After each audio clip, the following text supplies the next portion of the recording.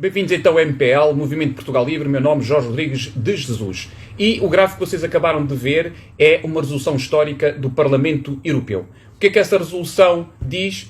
Compara o comunismo exatamente em termos de horrores, em termos de coisas verdadeiramente monstruosas para a humanidade, compara finalmente em relação ao nazismo. O que deixa-me em estado de choque é esperar até 2019 para que o comunismo efetivamente tenha tido, digamos, a mesma classificação em termos de horror. Mas porquê este silêncio, digamos, embaraçado dos políticos? Muita gente, de facto, tem questionado, mas tanto silêncio, tantas décadas, tantos anos, porque o silêncio académico, inclusive, sobre a catástrofe comunista nos 4 continentes? Porque é que há uma incapacidade de colocar o comunismo como uma ideologia criminosa, em massa e contra a humanidade? Bom, enfim, digamos que as razões são múltiplas, são complexas. A primeira e a mais óbvia, evidentemente que durante décadas houve uma inacessibilidade absoluta dos arquivos nos países comunistas. Portanto, isto foi décadas após décadas, ninguém conseguia chegar lá, como ainda hoje não conseguimos saber o que se passa na Coreia do Norte. E muita coisa do que foi a própria Revolução de Mao, nem temos a dimensão da tragédia. E, portanto, impediu que a verdade viesse à tona. Aliás, devo-vos dizer que a primeira grande viragem, que viemos a saber mais tarde, evidentemente, com a queda do Muro de Berlim, a primeira grande viragem e o primeiro reconhecimento veio dos próprios soviéticos. A 24 de fevereiro de 1956, quando Nikita Khrushchev, no 20º Congresso do Partido Comunista, destrói por completo a imagem de como era conhecido o paizinho dos povos, Stalin. E, inclusive, o mesmo, portanto, Khrushchev, em 1961, vai evocar as vítimas comunistas. Bom, evidentemente, muito haveria para dizer. Temos que saltar a história, porque este não é o momento para falar de uma forma detalhada. Mas, com a queda do Muro de Berlim, então, de facto, temos toda esta informação, nomeadamente esta que acabei de dar, e vai colocar, finalmente, a nu o que é verdadeiramente o comunismo. E, nomeadamente, alguns heróis da esquerda e da extrema-esquerda. Trotsky, por exemplo, dizia em 1917 que em menos de um mês o terror vai assumir formas muito violentas. E semanas depois, reforçando a própria ideia, Lenin vem dizer o seguinte: enquanto não aplicarmos o terror relativamente aos especuladores, uma bala na cabeça imediatamente. Não chegaremos a parte alguma. Aquilo que vos estou a dizer é, digamos, o menos violento que nós vamos encontrar nos documentos de arquivo soviético. E este debate académico começa exatamente em 1997, no livro que eu estou farto de vos referir, que é o Livro Negro do Comunismo.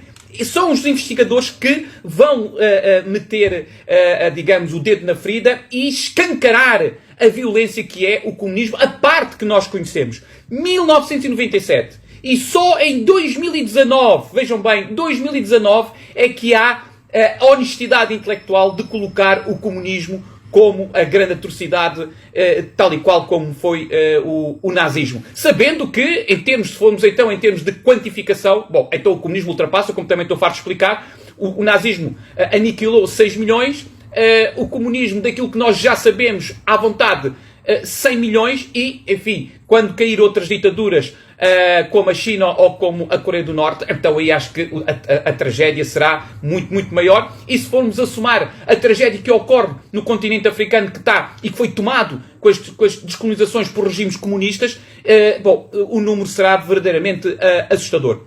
O que eu vos quero colocar aqui para uma análise, agora vamos para outro tipo de análise, uma análise atual. Sabem quando é que esta resolução aconteceu? Se voltarem atrás, vão lá ver. A 6 de setembro, meus caros. A 6 de setembro.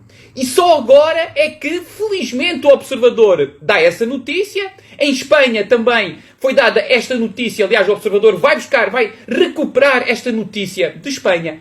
Então, os nossos jornalistas, os nossos órgãos de comunicação social, sabia, claro, evidentemente, até porque, como vocês sabem, os órgãos de comunicação social têm jornalistas destacados em várias partes do mundo, e em Bruxelas nós sabemos que existem lá vários jornalistas, e portanto eles tiveram acesso a esta informação. Obviamente que não iam era dar esta resolução da União Europeia momentos antes, semanas antes das eleições de outubro, porque ia reforçar muito daquilo que pessoas como eu temos denunciado. Portugal, muito mais do que no tempo do PREC, está claramente numa perigosidade do ponto de vista democrático, porque temos um Parlamento completamente ocupado pela esquerda e pela extrema-esquerda. E isto leva-nos a uma questão também que nós não podemos deixar de ignorar. É que há aquela ideia dos órgãos de comunicação social vitimizarem-se.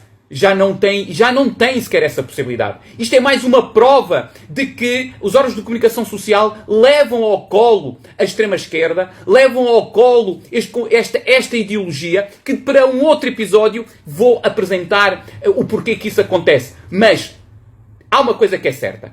Se não fossem as redes sociais, meus caros, muito ainda iríamos penar. Eu espero que as redes sociais deem, sem dúvida, o grande contributo para impedir aquilo que nós estávamos a assistir e não estamos a fazer nada no mundo ocidental. Estávamos claramente a caminhar, e ainda estamos, não estamos livres, para um regime totalitário socialista, que não seria a nível de Estado Nacional, mas a nível mais de macro-estados, uma União Europeia, uns Estados Unidos, em que claramente temos um Estado muito poderoso, asfixiante, em que todos nós somos quase robôs, somos todos escravos desse mega-Estado.